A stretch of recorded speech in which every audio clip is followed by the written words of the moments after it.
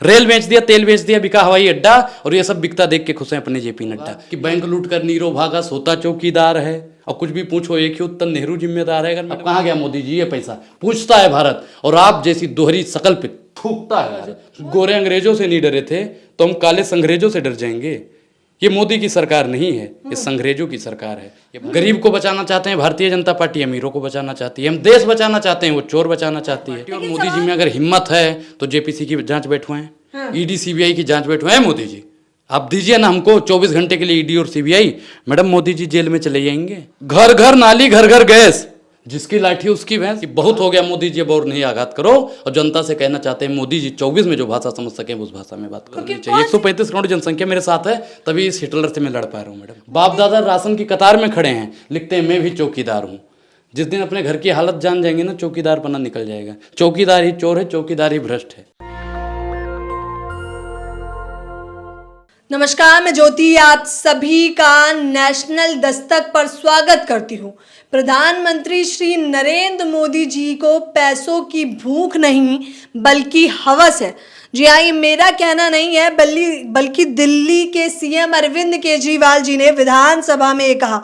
उन्होंने कई सारी ऐसी बातें करी जिन्हें सुनकर आप शॉक हो जाएंगे। और जाहिर तौर पर उनके भाषण जो अब इंस्टा, ट्विटर, फेसबुक हर जगह धड़ल्ले से वायरल हो रहे हैं। उन्होंने बहुत बड़े बड़े घोटाले किए हैं और उनकी बातों से अगर मैं साफ तौर पर प्रत्यक्ष रूप से रखूं तो आप ये मान लीजिए कि अभी तक जो बताया जा रहा था कि 20,000 करोड़ का घोटाला अडानी ने किया है, तो वो घोटाला अब अडानी ने नहीं बल्कि अरविंद केजरीवाल जी का कहना है कि मोदी ने किया है। इस बात के बाद तो राजनीतिक गलियारों में चर्चा का मुद्दा बन गए हैं राहुल गांधी, अरविंद केजरीवाल और तमाम विपक्ष। अडानी को तो अब साइड दरकिनार कर दिया गया है और मोदी पर हथकंडा टाइट हो गया है विपक्ष का। इसी बारे में बात करने के लिए मेरे साथ अनुराग ओझा है। जाहिर तौर पर अनुराग ओझा की तमाम वीडियो आपने देखी होंगी और मुझे ऐसा लगता है कि अनुराग ओझा अब किसी परिचय के मोहताज नहीं है। तो बिना देर करे शुरुआत करना चाहूंगी, क्या कहेंगे अनुराग? मैडम सही बात है जो केजरीवाल जी ने कहा है कि ये अडानी घोटाला नहीं मोदी घोटाला है। एक चीज़ बताइए, श्रीलंका जाते हैं, वहाँ के राष्ट्रपति के ऊपर दबाव डालते हैं हमको टेंडर दीजिए, टेंडर हमको दीजिए। मतलब अडानी नहीं है, अडानी तो एक एक कठपुतली है, उसे यूज किया जा रहा है। और मोदी जी चाह के भी जांच नहीं करवा रहे हैं। अगर जांच होगी तो मोदी जी भी डूबेंगे। अच्छा, आप कह रहे हैं बचा रहे हैं वो अडानी को नहीं बल्कि खुद को बचा रहे हैं। ये अडानी क्या है, अडानी को तो 10-5% शेयर मिलता है। मैडम मैं आपके चैनल पे मान लो इस पे नेशनल दस्तक पे मैं काम करता हूँ, तो मुझे क्या भैया दिहाड़ी ही मिलेगी ना। तो एक ये सिर्फ मुहरा है और जितना भी घोटाला हुआ है आज तक, और 20,000 करोड़ जो वो भी है वो भी मोदी जी का ही है। मोदी जी कहते हैं मैं तो फकीर हूँ। अगर फकीर हो तो एक अरबपति को बचा क्यों रहे हो? राहुल गांधी और देश के विपक्षी नेता गरीब को बचाना चाहते हैं, भारतीय जनता पार्टी अमीरों को बचाना चाहती है। हम देश बचाना चाहते हैं, वो चोर बचाना चाहती है। लेकिन सवाल तो अरविंद केजरीवाल जी ने भी किया था कि आखिरकार मोदी जी ऐसा क्यों करेंगे? ना परिवार है, ना बच्चे हैं। ये जो उन्होंने कहा ना कि पैसों की हवस होती है। एक चीज बताइए, अडानी जी 2 नंबरी थे, अब उनको 1 नंबरी बनने की शौक रही होगी। मतलब अडानी जी को नहीं, मोदी जी को 1 नंबरी से भी ऊपर जाने की शौक रही होगी। इसे मैडम हवस कहते हैं। लेकिन ये तो विपक्ष है, टारगेट करता ही रहता है। तथ्य कहाँ है इन बातों में? अच्छा, तो भारतीय जनता पार्टी और मोदी जी में अगर हिम्मत है तो जेपीसी की जांच बैठवाएं, ईडी सीबीआई की जांच बैठवाएं। मोदी जी आप दीजिए ना हमको 24 घंटे के लिए ईडी और CBI, madam Modi ji jail में चले जाएंगे। मोदी जी जेल में चले जाएंगे? नरेंद्र मोदी कह रहा हूँ, कभी कोई मोदी की भावना ठेस हो जाए। नरेंद्र मोदी देश के प्रधानमंत्री, देश के गृह मंत्री, अडानी और भारतीय जनता पार्टी की दलाली करने वाले चाटुकार विपक्षी चैनल, जितने भी चैनल है ना जो भारतीय जनता पार्टी मोदी जी वाह, मोदी जी वाह, मोदी जी वाह के नारे लगाते हैं, सारे चैनल वाले जाएंगे।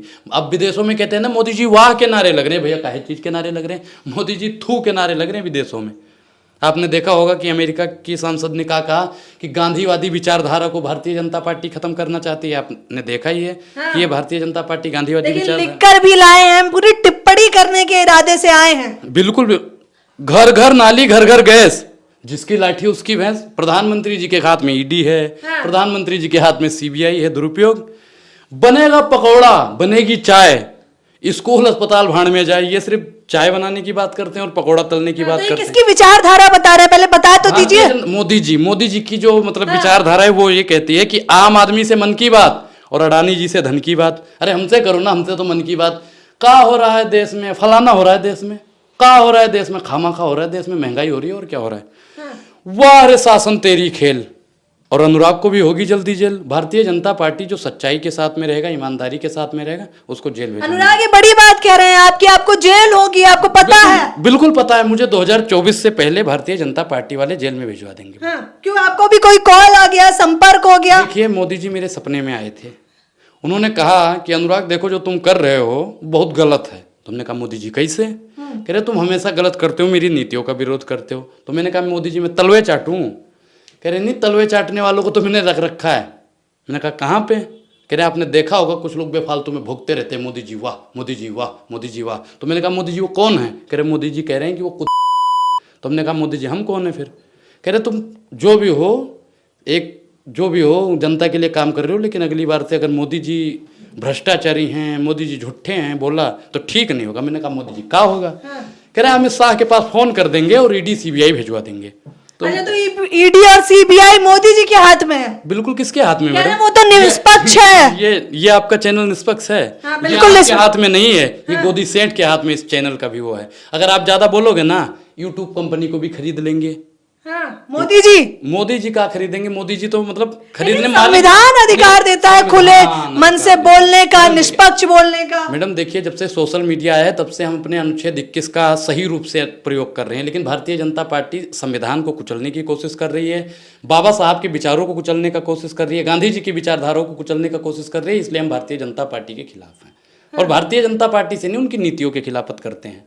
तो क्या लग रहा है अब क्या होगा? क्या ना समापन की ओर तो कांग्रेस बढ़ चली है। भाजपा मुक्त भारत बन जाएगा मैडम 24 में, देखना। समापन की ओर चल रहा है मैडम। एक होता है घमंड, घमंड रावण का नहीं चला तो भारतीय जनता पार्टी का चलने वाला नहीं है। मोदी जी ने अब अति कर दी, अति कहते हैं जिससे कि बहुत हो गया मोदी जी, अब और नहीं आघात करो।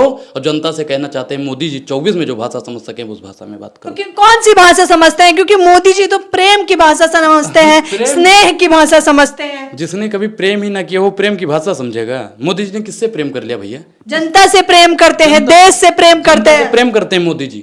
मोदी जी जनता से प्रेम करते हैं। अगर वो जनता से प्रेम करते तो जनता पे काला कानून न थोपते। अगर किसानों से प्रेम करते तो 400 से ज्यादा किसानों को न मरवा देते। अगर महिलाओं से प्रेम करते तो भारतीय जनता पार्टी के नेता उन्हीं का बलात्कार न करते। अगर युवाओं से प्रेम करते तो धामी प्रशासन पे कुटाई न करती। मैडम ये किससे प्रेम करते हैं? ये सिर्फ और सिर्फ उद्योगपतियों से प्रेम करते हैं, अरबपतियों से प्रेम करते हैं, बाकी किसी से नहीं। जिसे देश से प्रेम करना चाहिए वो अडानी जी से प्रेम करते हैं। विपक्ष की बोली क्यों बोल रहे हैं आप? अच्छा एक चीज बताइए, हमने विपक्ष की बोली कहाँ बोल दी? अगर देश की भलाई विपक्ष की बोली है तो मैं बोलता रहूंगा, अगर जनता की भलाई विपक्ष की बोली है तो मैं बोलता रहूंगा। आपको लगता है जनता को इतनी समझ नहीं है कि वो अपना भला बुरा समझ सके? मैडम देखिए जनता 135 करोड़ जनसंख्या अनुराग के साथ में है, तभी अनुराग तो चुनाव आप ही लड़ लीजिए। राजनीति करना मकसद नहीं, मेरा मकसद है इस तानाशाह की सूरत बदलनी चाहिए। 135 करोड़ जनसंख्या मेरे साथ है, तभी इस हिटलर से मैं लड़ पा रहा हूँ मैडम। मोदी जी से?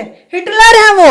और कौन है? क्या हिटलर गिरी करी है उन्होंने? एक चीज बताइए, ये अंग्रेजों से ज्यादा कुशासन करने वाला प्रधानमंत्री, देश में सबसे ज्यादा भ्रष्ट। एक चीज बताइए, आपने देखा होगा जब भगत सिंह ने पोस्टर लगाया था अंग्रेजों के खिलाफ में, किसी की गिरफ्तारी नहीं हुई थी भैया। आप इतिहास खंगाल के देख लीजिए। लेकिन मोदी हटाओ देश बचाओ के नारे लेके भारतीय जनता पार्टी ने गिरफ्तारी शुरू कर दी। तो वही तो क्या ना, छवि बेकार कर रहे हैं। जब पता चल चुका है कि रास्ता साफ है तो अब जानबूझ के मुद्दा बनाया जा रहा है। कह रहे हैं और पीठ पीछे से वार कर रही है विपक्ष, सामने आ भी नहीं रही। किसने लगाए हैं वो पोस्टर? सामने से भैया जो सवाल पूछता है उससे तो मोदी जी जट जाते हैं। राहुल गांधी बहुत सवाल करते, तुम्हारी सदस्यता रद्द करवाएंगे, मानहानि का केस लगवाएंगे। अब मोदी जी पे मानहानि का केस अगर लग जाए, कोर्ट कितना सक्रिय हो जाता है ये बात भी हम देखेंगे अभी। मैडम आप कह रहे कांग्रेस को, मैडम आप भी लगाइए मानहानि का केस मोदी जी पे। मोदी जी पे? हाँ आप भी लगाइए। जनता को लगाना चाहिए। आप जनता नहीं हो, देश के नहीं हो। क्यों लगाना है? कारण देश की बेटी हो नहीं हो। भाइयों बहनों मित्रों, बेटी पढ़ाओ और बेटी पटाओ। देश की तमाम बेटियों का अपमान किया, इन पे मानहानि का केस लगना चाहिए। युवाओं के लिए पकौड़ा योजना कर दिया। मैं तो कहता हूँ जितने भी युवा भाई हैं इन पे केस लगा दें। 4 साल युवाओं के लिए भी कुछ लिखा है तो सुना दीजिए। युवाओं को मैडम देखो, जब हम कब्रिस्तान से भी होकर गुजरते हैं ना तो मुर्दे भी पूछते हैं भैया क्या हुआ, नौकरियां मिली? तो युवाओं की ऐसी हालत कर दी है कि जब वो कब्रिस्तान से भी गुजरते हैं तो मुर्दे भी उठकर पूछते हैं और हंसते हैं कि नौकरी नहीं मिली ना। और हम कहाँ लगाते हैं मैडम? आपने देखा होगा जिनके कच्चे फटे हुए हैं, आपने देखा भी होगा, और वो भी ट्विटर पे टेक करते हैं मैं भी चौकीदार हूँ। कौन सा चौकीदार भैया? बाप दादा राशन की कतार में खड़े हैं, लिखते हैं मैं भी चौकीदार हूँ। जिस दिन अपने घर की हालत जान जाएंगे ना, चौकीदार पना निकल जाएगा। चौकीदार ही चोर है, चौकीदार ही भ्रष्ट है। आप भी यही मानते हैं? बिल्कुल। अच्छा, किसानों के लिए भी कुछ लिखा है? किसानों का क्या, किसानों को तो मैडम बर्बाद ही कर दिया इन्होंने। हाँ। किसानों को तो सबसे ज्यादा बर्बाद कर, भाइयों बहनों मित्रों। मेरा जवान मेरा किसान मोदी जी कहते हैं। अरे मेरा जवान मेरा किसान, किसानों की बात करते हैं ये। हाँ। मोदी जी अगर 2014 से पहले अपना भाषण सुन लेंगे ना मैडम, अपने आप को भी वोट देने से कतराने लगेंगे। भाइयों बहनों मित्रों, बेच रहे हैं भारत को, खामोश में कैसे हो जाऊं। मैं देश नहीं झुकने दूंगा, मैं देश नहीं बिकने दूंगा। हाँ, मैंने कसम ये खाई है, मैं देश नहीं मिटने दूंगा, मैं देश नहीं बिकने दूंगा। मैडम, देश की एक एक संपत्ति बेच रहे हैं, रेल बेच रहे हैं, तेल बेच रहे हैं, खेल बेच रहे हैं, सेल बेच रहे हैं, घर बेच रहे हैं, द्वार बेच रहे हैं, सोफा बेच रहे हैं, अपने मेहरारू लड़कन का कपड़ा बेच रहे हैं, गहना बेच रहे हैं। हाँ, इस पे भी आपने कुछ कटाक्ष करते हुए रेल बेच दिया जेपी नड्डा को मैडम लेकर। देखिए, हाँ, जब घर में और देश में कोई निकम्मा लड़का होता है ना, तो घर का सोफा बेच देता है, टीवी बेच देता है, खेत बेच देता है, खलिहान बेच देता है। वर्तमान सरकार देश की एक एक संपत्ति को बेचने का काम करती है। रेल बेच दिया, तेल बेच दिया, बिका हवाई अड्डा, और ये सब बिकता देख के खुश हैं अपने जेपी नड्डा। महंगाई की मारी जनता करती हाहाकार, कहाँ सोया है चौकीदार। पेट्रोलियम सेंचुरी मार गई, गैस 1100 पार, कहाँ सोया है चौकीदार। रखवाली करने में व्यस्त है वो। और अंधभक्तों से पूछो, जिसे मोदी जी कहते हैं, तो नहीं कहते, मोदी जी ने हमारे सपने में बोला है। मोदी जी ने सपने में उन्हें बोला? हाँ, ये अंधभक्तों। असंवैधानिक शब्द है, पहले तो मैं माफी चाहूंगी ये शब्द बोलने के लिए। मैडम, अंधभक्तों को बोलते हैं, हम नहीं जानते हैं। सपने में तो कोई कुछ भी बोल सकता है, सपने पे भी अधिकार लगा दोगे। हम मान, और क्या बोला? सपने में ही बोला होगा, कॉल भी किया होगा। उन्होंने कहा कि जो अंधभक्त हैं उनसे आपने देखा होगा कि बैंक लूट कर नीरो भागा, सोता चौकीदार है। और कुछ भी पूछो एक ही उत्तर, नेहरू जिम्मेदार है। अगर मैडम आपने लिया होगा अंधभक्तों का कभी इंटरव्यू, गोबर भक्तों का इंटरव्यू, तो कहते हैं, ए भैया, नेहरू अगर ना होते ना, नेहरू ने ही देश का मटिया मेट कर दिया। भैया, नेहरू ने देश बना दिया। 1947 में जब अपना देश आजाद हुआ, देश अपना डूबने के कगार पे था, और उसे निकालने का काम कर किसी ने किया तो नेहरू जी ने। अच्छा, अरविंद केजरीवाल जी ने अपने विधानसभा में एक बड़ी बात कही, क्योंकि बार बार ये आरोप लगाया जाता है कि 70 साल में देश बर्बाद हो गया है। तो उन्होंने कहा कि 70 साल में कांग्रेस ने देश को जितना नहीं लूटा, उससे अधिक। हाँ, 7 सालों में उतना लूट लिया। 9 सालों में। हाँ। अरे मैडम, 7-8 साल में उतना लूट लिया। 9 साल में तो देश का मटिया मेटी कर दिया। 7 साल में उतना ही लूट लिया पहले ही शासन में मोदी जी ने। हाँ। एक चीज बताइए कि 55 लाख करोड़ रुपए का उन्होंने कर्जा लिया था। 67 सालों में 3-4 सरकारें आई गई, और भारतीय जनता पार्टी ने अकेले उससे ज्यादा कर्जा ले लिया, 85 लाख करोड़। अब कहाँ गया मोदी जी ये पैसा? पूछता है भारत, और आप जैसी दोहरी शकल पे थूकता है भारत। मोदी जी पर ऐसी नीतियों पर थूकता है भारत। नहीं, क्योंकि ये भी असंवैधानिक बात है। भैया, मानहानि लगाओगे, मानहानि लगाओगे, लगा दो मानहानि। नहीं डरते आप? अरे मैडम, हमारे जब पूर्वज गोरे अंग्रेजों से नहीं डरे थे, तो हम काले संग्रेजों से डर जाएंगे?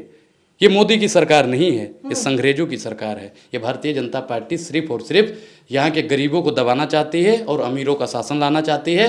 हम इनका डिवाइड एंड रूल चलने नहीं देंगे। ये चाहते हैं कि फूट डालो, राज करो, हिंदू मुसलमान करो, राज करो। अच्छा, अब लग रहा है कि जब से राहुल गांधी की सदस्यता गई है, तब से जनता जागरूक हो गई है। बिल्कुल मैडम, सब जाग रहे हैं। अगर अभी नहीं जागे ना, तो ये राशन में भी मिला के कुछ खिलाता है मैडम। एक चीज आपने देखा होगा, 80 करोड़ को राशन दे रहा है ना, मुझे तो लगता है उसमें भी कुछ डाल के ही खिलाता है। जो मोदी का राशन खाता है, मोदी जी वाह के नारे लगाता है। आप नहीं खाते उनका राशन? मैंने तो मैडम 1 किलो राशन इनका आज तक नहीं लिया। बोल दे मोदी, है मोदी, हिम्मत है बोलने की, हमने कभी आपसे राशन मांगा है? कभी नहीं लिया इनसे राशन।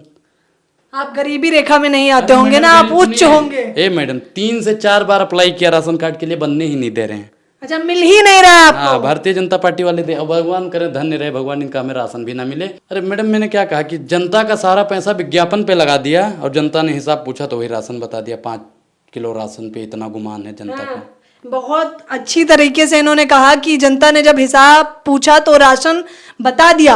हाँ, तो जाहिर तौर पर देखिए, अनुराग ओझा बता रहे हैं कि जो 80 करोड़ का राशन, जिसे देकर भारतीय जनता पार्टी बेहद गदगद हो जाती है और ये कहती है कि देखिए, हम तमाम लोगों को राशन मुफ्त दे रहे हैं और 2024 तक देंगे। तो इनका मानना यह है कि 24 में बीजेपी का सुपड़ा साफ होने वाला है, क्योंकि इस प्रकार से एकजुटता विपक्ष में जिस कदर आपको इन दिनों देखने को मिल रही है, शायद ही आपने कभी देखी होगी। गांधी परिवार में ये पहली बार सदस्यता नहीं गई है, लेकिन ये सदस्यता ने जितनी राजनीतिक गलियारों में तूल पकड़ी है, शायद ही किसी और अन्य मुद्दे ने पकड़ी होगी। आप देखिए एक एक करके किस प्रकार से खुलासे हो रहे हैं लगातार, और ये खुलासे कहां तक जाएंगे, 2024 में किसको जिताएंगे, सवाल हर एक इंटरव्यू में यही खड़ा होता है। क्या इस पूरी खबर के बारे में आपकी क्या राय है, मुझे बताना बिल्कुल ना भूलें।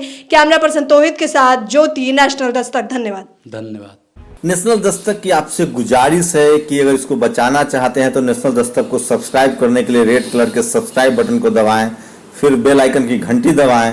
नेशनल दस्तक को बचाने के लिए बहुत जरूरी है कि हर खबर को शेयर करें, लाइक करें, कमेंट जरूर करें।